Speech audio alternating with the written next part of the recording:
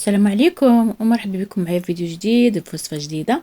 في هذه الوصفه ان شاء الله غادي نشارك معكم واحد الوصفه ديال البشره ديال اللبن الذكر اللي رائعه وجميله بزاف. راكم عارفين تبارك الله الفوائد ديال اللبن الذكر رائعين بزاف. خذوا لي كويداتي هنا واحد 2 معالق تاع لبن الذكر،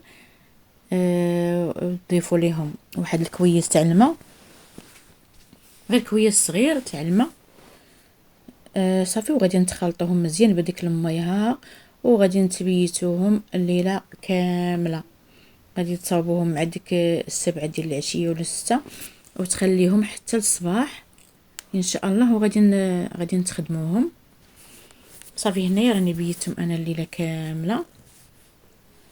صافي وغادي ناخذ واحد المعلقه وغادي نبقى نمعس فيهم مزيان حتى يتوقع لي داك الحليب ديالهم. شوفوا تبارك الله هنا راه طاب باش كتعرفوا لبن الذكر حر. تبارك الله راه حر. هذا راه جابوا لي الزوج ديالي من العمره. تبارك الله راه فيه واحد الريحه ما نعاودش ليكم، وانا مخليه غير نديرو غير البشره ديالي. صافي هنا راني صفيته. كتبقاو تمعكو فيه بالمعلقه في هذا الشكل هذا باش يتلاقى داك الحليب ديالو كامل. صافي غادي نصفيه مزيان وغادي ندوز ناخذ واحد المعلقه ديال النشا الذره وغادي نضيفها لهاد الكاسرونه هذه وغادي نخلطها مزيان مزيان. صافي وغادي نضيفها فوق البوطه مع التحريك. غنضيفها فوق البوطه ونبقى نحرك حتى يولي ليا المهم من الخليط ديالي ما يعقدش وما يبقاش خفيف، يبقى عادي، غادي يولي بحال الكريم. كما قلت لكم هاد لبن الذكر تبارك الله راه دوريجين. الا بغيتو تاخذوه من هنايا لبن الذكر خذوه من عند شي عطار يكون ثقه، قولوا لي يعطيني لبن الذكر دوريجين. خذوا داك الغالي ما تاخذوش رخيص. صافي هنايا كنبقى مع التحريك.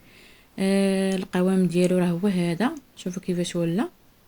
طريقه سهله وبسيطه ورائعه، عرفتي رائعه البشره وفي واحد الريحه ما نعاودش لكم. هذا اللبن الذكر الحر في واحد الريحه عرفتي رائعه زوينه بزاف. اللي عنده لبن الذكر الحر راه هي اللي غتعرف هاد الهضره اللي كنقول انا ديال فيه ريحه زوينه بزاف. صافي هنايا غادي نخلطو مزيان مزيان حتى يولي ليا بحال الكريمه. وبالنسبه للزيوت البنات ديروا زيت الحلبه. بالنسبه لاي حاجه بغيتو ديروا فيها الزيوت وكتكون خاصه بالبشره ديروا فيها زيت الحلبه، من احسن زيت الحلبه. صافي غادي نخلط. ضفت تقريبا شي معلقه صغيره تاع زيت الحلبه. غادي نخلط هاد المكونات ديالي مزيان.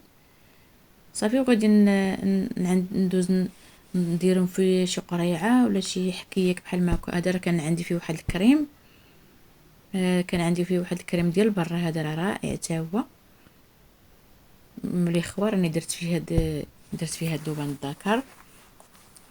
صافي هنا غادي تخدموه يبقى معكم في الثلاجه. غادي نديروه في الثلاجه حتى 10 ايام وانتم كديروا ملي تقادا غادي نتعاودوا واحد اخر. وبالنسبه لديك داك شويه اللي كان شاط ليا في ديك الصفايه راني زدت فيه واحد شويه تاع الماء ومعكته مزيان ودرتو في ديك الرشاشه. ملي كنغسل وجهي من اللبن الذكر كنرشو بهاد الرشاشه وكنخليه. ملي كنغسل وجهي من الكريمه كندير الرشاشه وكنخليه.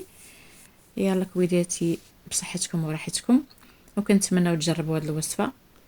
راها رائعه البشره زوينه بزاف. انا راه كندير معكم غير الحوايج اللي كنجرب انا وكنجيب لكم غير الحوايج زوينين بحالكم. يلا كويداتي بسلام عليكم.